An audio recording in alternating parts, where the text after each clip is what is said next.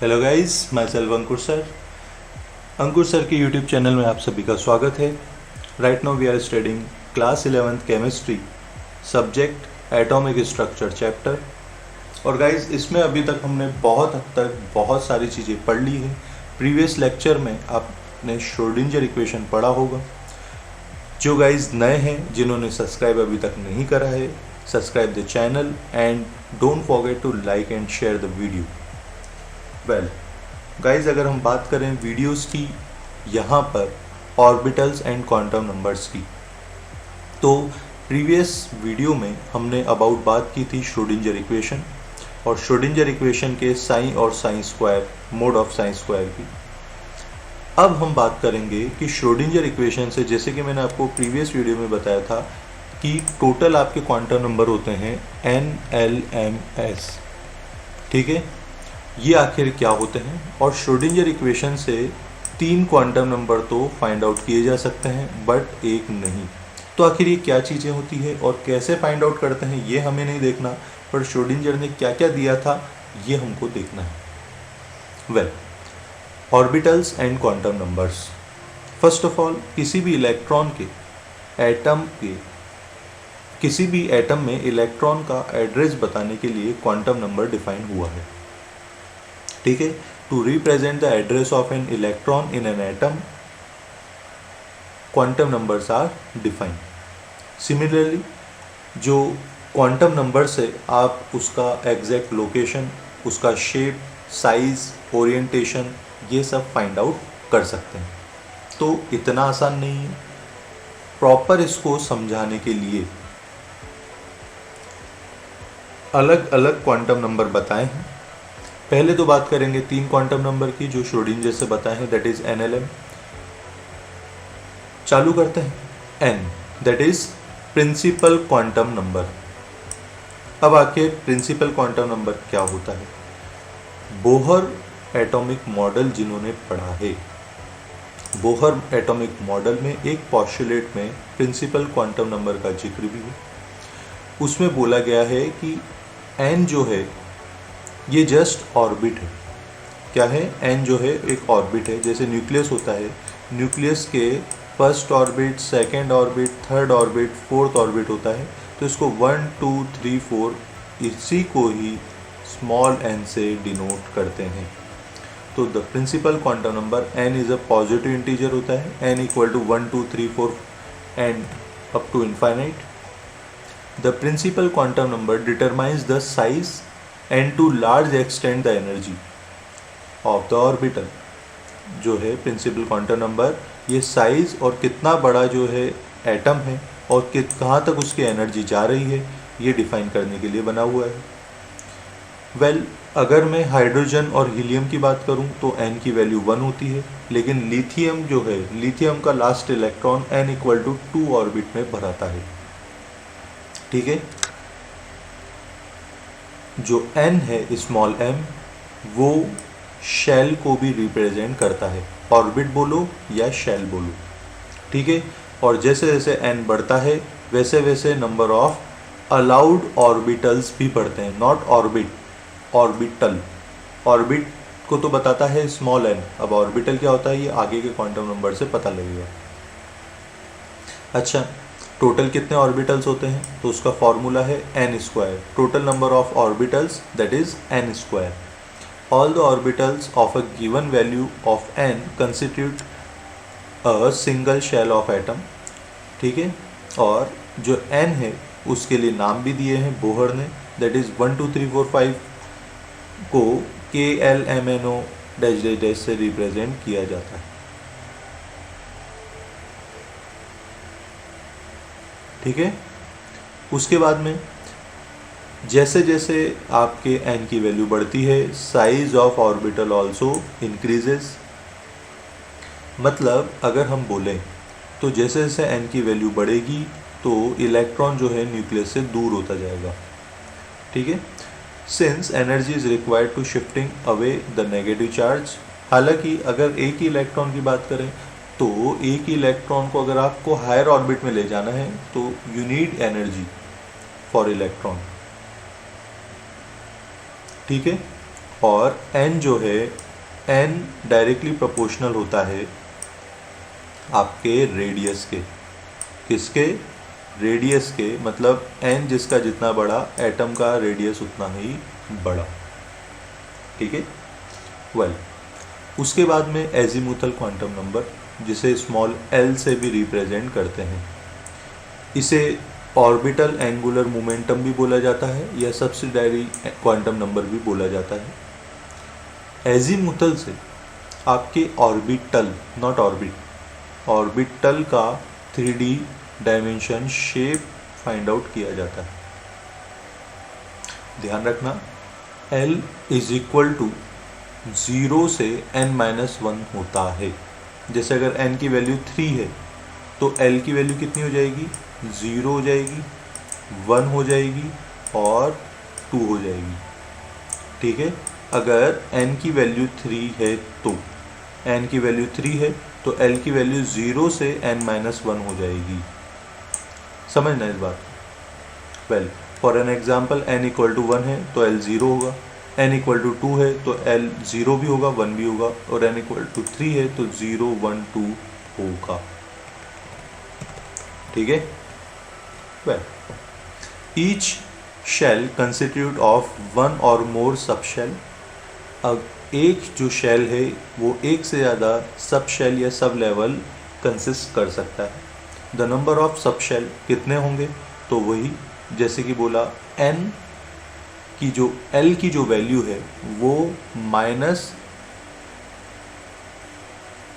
जैसे L की value अगर मैं बोलूँ L की वैल्यू क्या होगी तो वो माइनस n की, टोटल n की वैल्यू से -L2 प्लस L वेरी करती है।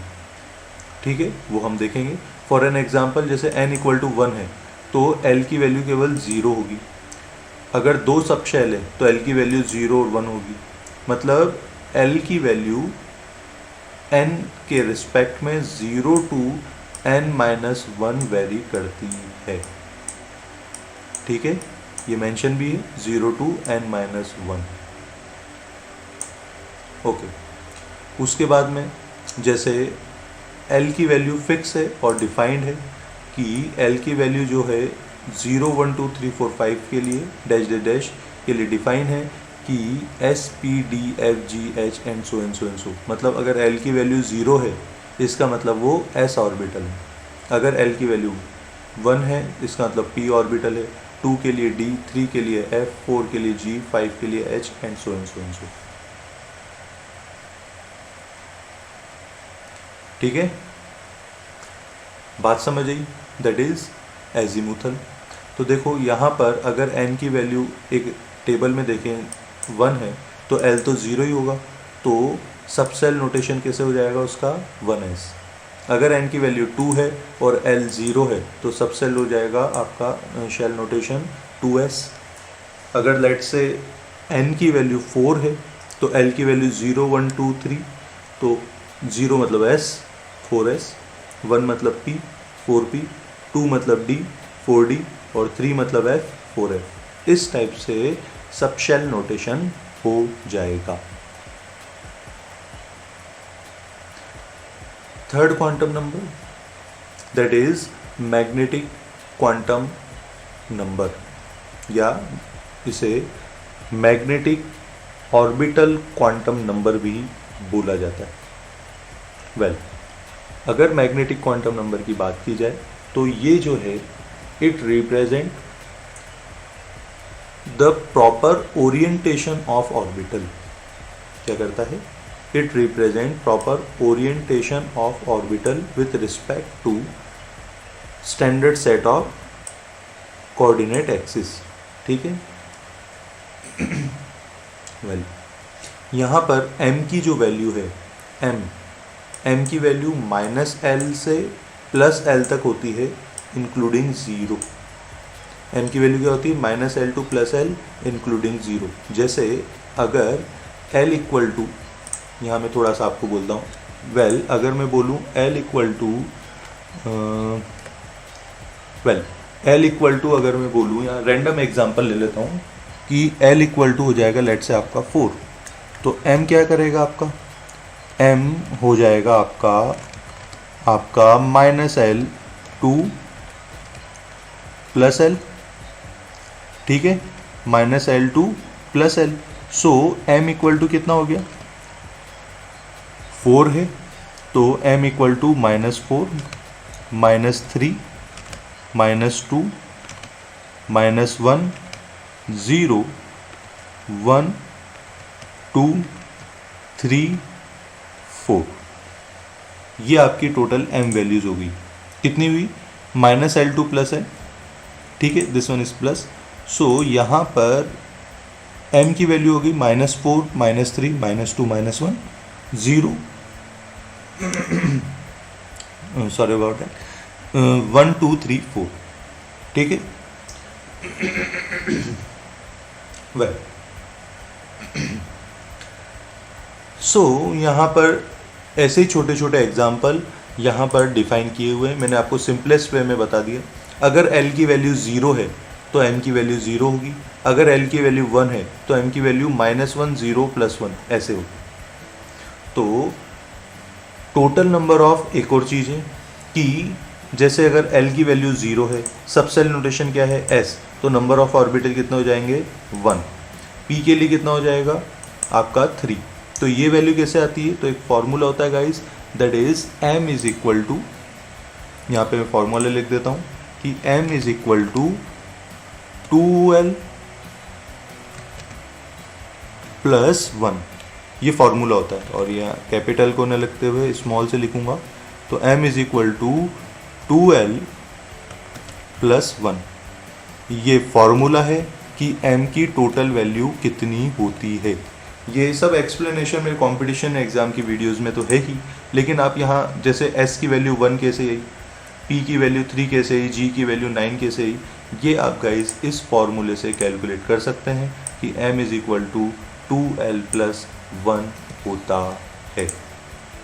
तो ये इंपॉर्टेंट फार्मूला आप याद रखना, ठीक है। ये फार्मूले से आपके इस टेबल की सारी वैल्यूज़ पता लग जाएगी। तो m क्या डिनोट करता है, दैट इज ओरिएंटेशन। वापस प्रिंसिपल क्वांटम नंबर ऑर्बिट को डिफाइन करता है, एजीमुथल आपके ऑर्बिटल को डिफाइन करता है, वेल जहाँ पे शेप ऑफ ऑर्बिटल भी पता लग जाता है, और मैग्नेटिक क्वांटम नंबर आपके ओरिएंटेशन को डिफाइन करता है। अब जब एक ऑर्बिटल की बात आ जाती है, तो लेट से अगर मैं p की बात करूँ, तो p में यहाँ थोड़ा सा मैं आपको बता भी देता हूँ। वेल p के लिए नंबर ऑफ ऑर्बिटल्स कितने हैं, 3 हैं। तो देखो ये मैं p बना रहा हूँ आपको, p आपका कुछ ऐसा बनेगा, ठीक है। p आपका कुछ ऐसा बनेगा कि ये 3 ऑर्बिटल आपको दिख ही रखे होंगे कि p इक्वल टू 3 है, तो 1 2 3, ठीक है। और एक ऑर्बिटल में 2 इलेक्ट्रॉन आते हैं स्पिन क्वांटम नंबर के according. The 3 quantum numbers labeled as atomic orbital can be used usually well to define its energy। ये जो 3 है NLM, ये एनर्जी, शेप और ओरिएंटेशन बताने की डिफाइन करते हैं। But all this quantum numbers are not enough to explain the line spectra of multi electron. अगर एक से ज़्यादा इलेक्ट्रॉन है तो उसके लिए हमें स्पिन क्वांटम नंबर की भी ज़रूरत पड़ी, ठीक है। तो स्पिन क्वांटम नंबर क्या बोलता है, एक बार देखेंगे। Spin quantum number known as electron spin quantum number, okay. An electron spins around in own axis. जैसे एक एक्सिस बना ली तो इलेक्ट्रॉन जो है इस एक्सिस के अराउंड घूमता रहता है, या तो ऐसे घूमेगा या ऐसे घूमेगा, ठीक है, या तो ऐसे या ऐसे, एक बार क्लॉकवाइज एक बार anti clockwise. An electron spins around its own axis much in similar way as Earth spin around its own axis while revolving around the sun. In other words, electron has beside charge and mass intrinsic spin angular quantum number. Spin angular momentum of electron vector quantity can have 2 orientation। तो जैसा कि मैंने बताया, इन सब के basis पे electron या तो क्लॉकवाइज घूमता है या एंटी क्लॉकवाइज घूमता है। अगर क्लॉकवाइज घूमेगा तो उसे प्लस हाफ कंसीडर करते हैं जनरली, और अगर एंटी क्लॉकवाइज घूमेगा तो माइनस हाफ, और प्लस हाफ को आप ये अप एरो से बताते हैं लाइक दिस, और आप माइनस हाफ को एंटी क्लॉकवाइज को डाउन एरो से बताते हैं लाइक दिस। तो अप साइन और स्पिन डाउन मतलब लो साइन। ठीक है, तो वापस मैं ऊपर आता हूँ। तो यहाँ जब एक इलेक्ट्रॉन भराता है तो स्पिन क्वांटम नंबर से 2 टाइप से भराता है। एक बार तो ऐसा, फिर ऐसा, देन ऐसा, उसके बाद में opposite, well down, down and down. ठीक, इस हिसाब से जो है इलेक्ट्रॉन भराते हैं। वेल अगर बात करूं मैं कैसे इलेक्ट्रॉन भराते हैं तो वो इस हिसाब से भराते हैं। स्पिन क्वांटम नंबर वापस आते हैं उनके पॉइंट्स पर। The sum of 4 quantum numbers, की चारों क्वांटम नंबर्स आखिर बोलते क्या हैं।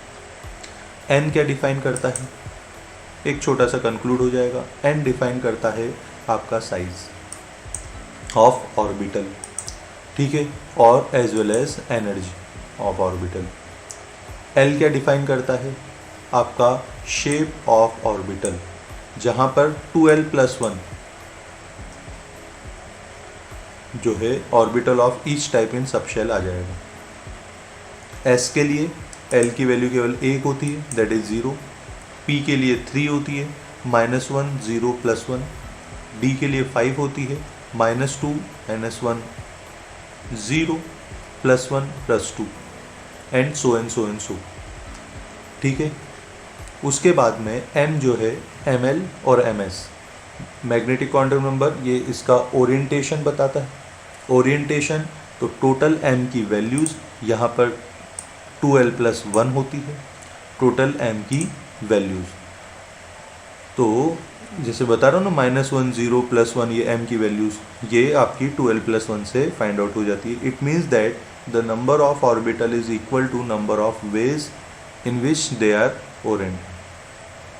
और s जो है वो स्पिन को बताता है कि इलेक्ट्रॉन जो है एक एटम में कैसे स्पिन करता।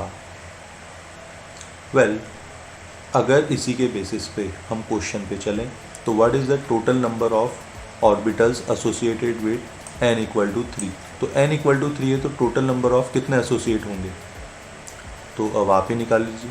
n = 3 है। अब एक बात समझिए, n = अगर 3 है, क्या है, n = 3, तो उसके लिए आपकी l की वैल्यूज़ कितनी आ जाएगी। फर्स्ट ऑफ ऑल मैंने बोल रखा है कि उसका आप n² कर लीजिए, तो n² कितना हो जाएगा, वेल 3 × 3 हो जाएगा, जो कि किसके बराबर हो जाएगा, 9 के।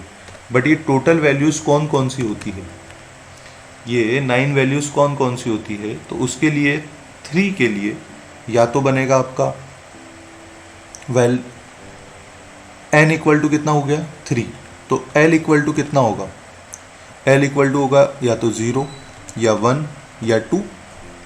ठीक है, अब अगर n = वेल 3 है और l = अगर 0 है, तो इसका मतलब क्या हुआ, वो बन गया आपका 3s।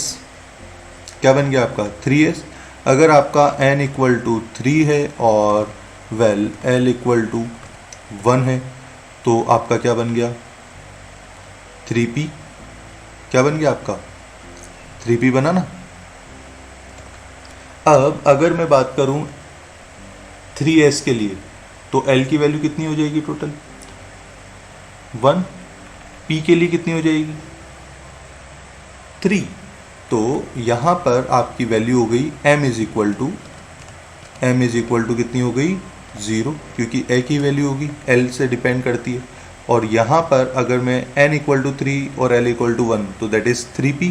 तो यहाँ पर m की वैल्यू कितनी हो गई, दैट इज़ -1 और 0 और आपका +1, ये 3 वैल्यू हो गई, राइट। 3p के लिए m की 3 वैल्यू हो गई, तो अभी तक 4 वैल्यू हुई। और यहाँ पर अगर n = 3 है तो l = आपका 2 हो सकता है, और L इक्वल टू 2 हुआ, मतलब क्या बना हो, 3D बना। अब 3D के लिए, D के लिए M की वैल्यू कितनी होती है, M की वैल्यू होती है आपकी -2, ठीक है। उसके बाद होती है 3 है तो -2 -1 0 आपकी, उसके बाद में +1 और +2, टोटल कितनी वैल्यू हो गई, 5।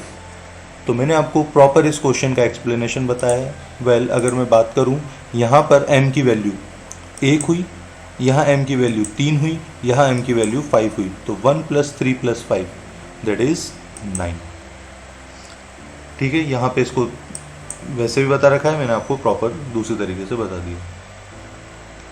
ऐसे ही problem 2.18, using SPDF notations describe the orbitals which the following quantum numbers are there।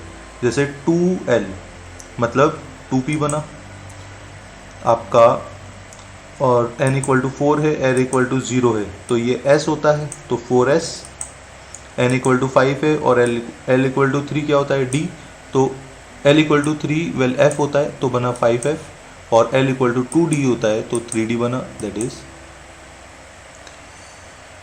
So guys, इसी के साथ अभी इस लेक्चर में इतना ही। कुछ क्वेश्चन जैसे और पेंडिंग रह जाते हैं, जैसे अगर मैं बोलूँ क्या 2D पॉसिबल है, तो उसके लिए 2D n इक्वल टू 2 होता है, और D के लिए L इक्वल टू 2 होता है, and we know that n can not be equal to L। जो n और L है, ये दोनों कभी भी कैन नॉट सेम होते हैं, ठीक है, सेम कभी भी नहीं हो सकते।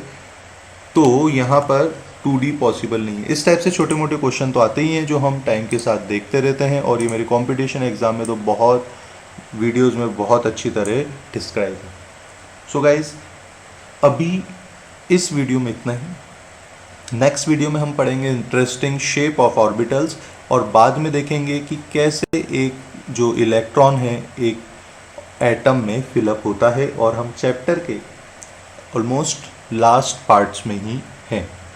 तो गाइज़, आप इन वीडियोस को बहुत ध्यान से देखते रहिए, बी पेशेंस। आराम से, हो सकता है कि आपको लेट से न्यूमेरिकल यहाँ पर लिखने की ज़रूरत पड़े, तो आप रफ कॉपी और पेन भी लेके साथ में समझते रहिए। तब तक के लिए आप करते रहिए प्रैक्टिस। मिलते हैं हम नेक्स्ट वीडियो में।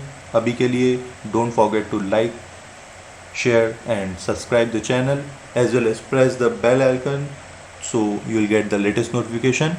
So तब तक के लिए thank you, all the best.